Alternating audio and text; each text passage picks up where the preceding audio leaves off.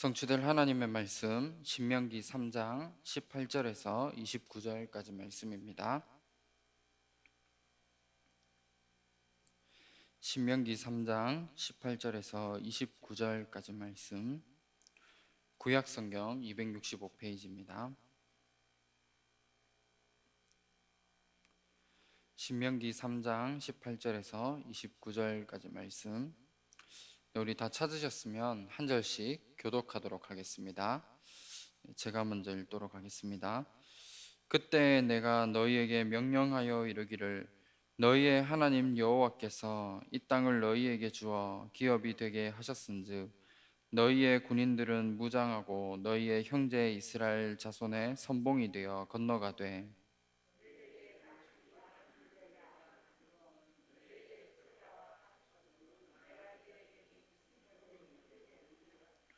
여호와께서 너희에게 주신 것 같이 너희의 형제에게도 안식을 주시리니 그들도 요단 저쪽에서 너희의 하나님 여호와께서 그들에게 주시는 땅을 받아 기업을 삼기에 이르거든 너희는 각기 내가 준 기업으로 돌아갈 것이니라 하고,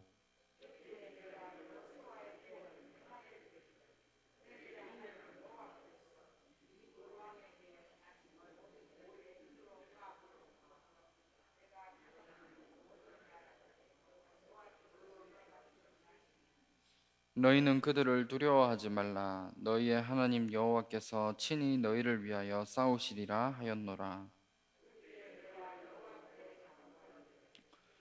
주 여호와여, 주께서 주의 크심과 주의 권능을 주의 종에게 나타내시기를 시작하셨사오니 천지간에 어떤 신이 능히 주께서 행하신 일 곧 주의 큰 능력으로 행하신 일 같이 행할 수 있으리이까.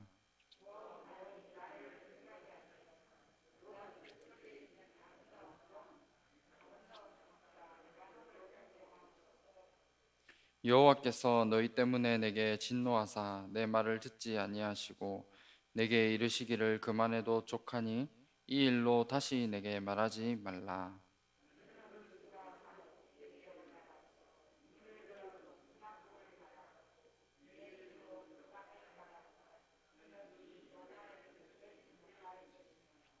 너는 여호수아에게 명령하고 그를 담대하게 하며 그를 강하게 하라. 그는 이 백성을 거느리고 건너가서 내가 볼 땅을 그들이 기업으로 얻게 하리라 하셨느니라. 그때 우리가 벳부올 맞은편 골짜기에 거주하였느니라. 아멘. 오늘 본문 말씀을 가지고 각기 내가 준 기업으로 라는 제목으로 말씀의 은혜를 나누도록 하겠습니다. 우리가 있는 현장에 많은 문제가 있지만 우리는 그 문제를 발판 삼아 237을 살리는 응답을 누려야 됩니다. 하나님은 무한하신 하나님이십니다. 그 무한하신 하나님께서 우리에게 무한한 것을 심어주셨습니다. 세상 사람들은 90% 이상이 내 잠재력을 개발해야 된다라고 이야기를 하고 그 부분 때문에 명상 운동이 지금 대세를 이루고 있습니다. 하지만 하나님의 말씀인 성경에서는 창세기 1장 27절에 우리를 무한한 능력을 가진 하나님의 형상으로 창조하셨습니다. 세상에서는 나름대로 자신을 개발해야 된다라고 이야기를 하고 또 무의식 속에 들어가야 된다라고 이야기를 하지만 우리 안에 하나님의 생명인 생명이 거하고 있는 것입니다. 그리고 생명을 가진 우리에게 말씀을 생명력으로 우리에게 주셨습니다. 그래서 이 축복들을 우리가 날마다 찾아 누려야 됩니다. 하나님의 형상에 대한 중요한 축복과 하나님의 생명과 또 하나님의 말씀을 우리가 어떤 현장에서든지 간에 찾아 누려야 됩니다. 우리가 이것을 누리게 될 때 따라오는 것이 보좌의 축복과 시공간을 초월하는 능력과 237에 일어나는 빛의 역사를 우리가 누릴 수 있게 되는 겁니다. 그래서 우리에게 이 세 가지 초월의 역사를 하나님의 형상과 또 하나님의 생명과 하나님의 말씀을 붙잡은 자에게 하나님은 주시게 되어 있습니다. 우리가 이 응답을 찾아내고 누려야지만이 내가 있는 현장에 전무후무한 이 응답을 우리가 누릴 수 있게 됩니다. 그래서 우리 지금부터 모든 전도자분들은 창세기 1장 27절과 또 창세기 2장 7절 그리고 히브리서 4장 12절의 이 말씀으로 새롭게 우리의 인생이 세팅되어져야 됩니다. 그리고 이것을 가지고 세 가지 초월의 역사를 우리가 누려야 되고, 이 축복을 가진 자로 전무후무한 하나님의 응답을 우리가 발견하고 찾아내야 되겠습니다. 그러면 먼저 첫 번째로 가나안 사명을 잊어버린 사람들입니다. 신명기 3장 12절에 보면 르우벤 지파와 갓 지파가 나옵니다. 가나안 사명을 잊어버리고 민수기 32장 6절에 머뭇거리며 요단강을 건너지 않게 해달라고 요청을 하는 것이 말씀에 나옵니다. 가나안 땅에 이스라엘 백성들이 들어가야 되는데 르우벤 지파와 갓 지파는 머뭇거리게 된 것입니다. 이때 신명기 3장 18절에 모세는 그들을 앞세워 가나안 땅에 들어가도록 다시 한번 이야기를 했습니다. 모세는 40년 전에 가데스 바네아 광야에서 정탐꾼을 이제 파송했습니다. 그런데 이 정탐꾼의 보고를 듣고 이스라엘 백성들이 다시 돌아가자라고 하게 되는 그런 부분을 보게 되어집니다. 그래서 그 현장에 많은 정탐꾼들은 돌아가자라고 보고를 했지만 여호수아와 갈렙만이 믿음의 고백을 했습니다. 그래서 그 사건 하나로 말미암아 여호수아와 갈렙 말고는 가나안 땅에 그 누구도 들어가지 못한 것입니다. 그때와 똑같은 모습이 르우벤 지파와 또 갓 지파에게 나타나서 모세가 책망하게 된 것입니다. 그 모세의 말을 듣고 광야 2세대 그 사람들은 조상들과는 달랐습니다. 그 이야기를 듣고 빨리 자기의 틀들을 깨뜨린 것입니다. 하나님이 우리에게 하시는 역사는 완전한 것입니다. 그리고 하나님이 이루어 가시는 구원도 완전하고 복음도 완전합니다. 그런데 중요한 것은 우리의 체질이 결국 어떻냐에 따라서 지나고 나서 후회하고 깨닫게 되는 이런 많은 부분들도 우리에게 있게 되어집니다. 왜 이스라엘 백성들이 광야를 체험하고도 불신앙에 빠졌겠습니까? 이스라엘 백성들이 가지고 있었던 체질들과 또 생각의 틀이 바뀌지 않아서 그런 것입니다. 많은 사람들이 구원을 받고도 흔들리는 이유들이 바로 이 속에 들어 있습니다. 자기가 가지고 있는 자기의 생각의 틀과 또 그동안 가지고 있었던 많은 체질들 때문에 결국은 구원을 받고도 좌절하고 낙심한 그런 인생을 살아가게 되어집니다. 그래서 민수기 32장 21절에 다 무장하고 요단을 건너라 말씀하셨습니다. 여호와께서 원수를 자기 앞에서 쫓아내신다 말씀하고 있는데, 하나님이 선봉에 서서 영적 싸움하는 자들을 대신해서 싸우시겠다는 것입니다. 영적 싸움을 싸우는 우리를 대신해서 하나님이 모든 것을 책임지시게 되어 있습니다. 마태복음 6장 33절에 그의 나라와 그의 의를 구하면 하나님이 우리에게 모든 것을 더하시겠다 약속 주셨습니다. 영적 싸움의 선봉에 있는 사람들을 하나님은 책임지시게 되어 있습니다. 237을 살리고 또 5천 종족을 살리는 것은 하나님의 모든 소원과 하나님의 계획이 담겨져 있는 부분입니다. 그렇다면 우리가 이 사실을 언약으로 붙잡고 갈 때 하나님은 우리의 인생을 책임지시게 되어져 있는 겁니다. 그래서 이 응답과 이 축복들을 우리가 있는 현장에서 한 주간도 체험하는 그 귀한 응답 누리시기를 주님의 이름으로 축원합니다. 두 번째로 하나님의 시간표를 아는 비밀입니다. 하나님은 분명히 우리 개인에 대한 시간표를 가지고 우리를 인도해 나가시고 또 우리 교회를 통한 하나님의 시간표도 하나님이 가지고 계십니다. 그러면 하나님의 시간표를 우리가 발견하고 또 이 시간표를 누리기 위해서 우리가 먼저 붙잡아야 될 중요한 부분들이 있습니다. 먼저 말씀의 은혜를 우리가 받아야 됩니다. 말씀의 은혜를 받기 위해서는 성경에서 말씀하고 있는 그 하나님의 말씀에 대한 흐름과 또 중요한 부분들을 우리가 먼저 깨달아야 되는 것입니다. 창세기에 보면 4가지 사건과 4명의 족장이 나오는데 그 부분들을 하나님이 말씀으로 주신 것은 창세기 3장 15절을 이해할 수 있도록 하기 위해서 하나님이 4가지 사건과 4명의 족장들을 하나님이 말씀하신 겁니다. 그리고 출애굽기에는 출애굽기 3장 18절에 희생제사의 비밀을 깨닫도록 하나님이 우리에게 주신 겁니다. 사단과 죄의 노예에서 해방되어질 수 있는 유일한 길은 양의 피를 바르는 그것임을 우리에게 말씀하기 위해서 우리에게 출애굽기를 주신 거고, 또 예배에 대한 중요한 부분을 설명하기 위해 레위기와 또 민수기와 신명기를 우리에게 주신 겁니다. 그리고 하나님이 여호수아와 룻기와 사사기를 복음 회복을 위해서 하나님이 우리에게 주셨습니다.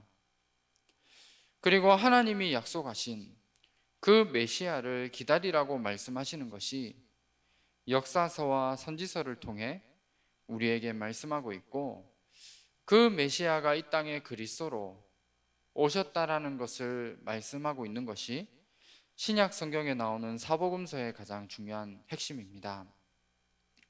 그리고 그 뒤에 나오는 사도행전은 성령의 역사를 말씀하고 있고, 신약 성경의 제일 마지막에 나오는 요한계시록은 그리스도와 함께하는 자는 왕노릇 하게 됨을 우리에게 말씀 주시고 있는 겁니다.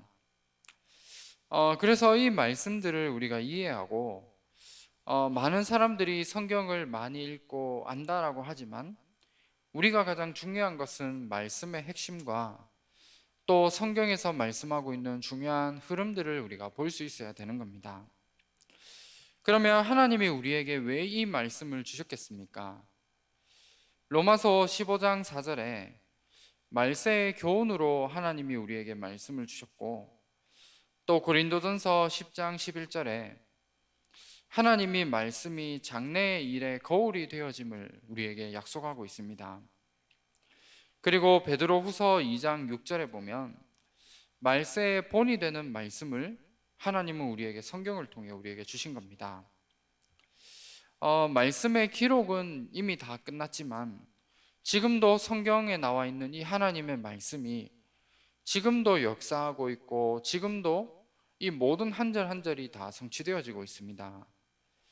그렇다면 우리가 복음의 이 말씀을 깨닫고 날마다 말씀 속의 은혜를 받는 이 축복을 우리가 조금만 누리게 된다면 하나님의 시간표가 보이게 되어져 있습니다. 그리고 이 복음의 말씀을 깨닫고 우리가 순종하게 될 때 어떠한 현장에서도 승리하게 되어져 있는 겁니다. 이 사실들이 우리가 발견되어지고 하나님이 우리를 앞서 싸워 나가신다라는 이 부분들이 발견되면 여기에서 참된 담대함이 나오게 되어져 있는 겁니다. 성경에 보면 예수님을 부인했던 베드로가 하나님이 우리를 대신해서 싸우신다라는 이 부분을 깨닫게 되었습니다.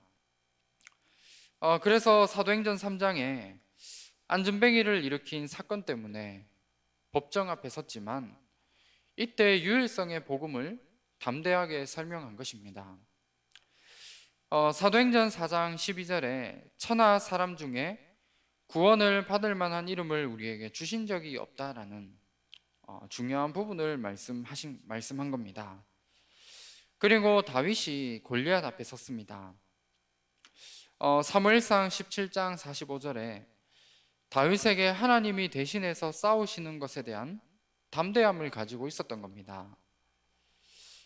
그래서 다윗이 담대함으로 골리앗 앞에 나갔고 많은 우리 백성들이 있는 앞에서 하나님의 살아계심을 나타내게 되는 그 증인으로 서게 된 것입니다.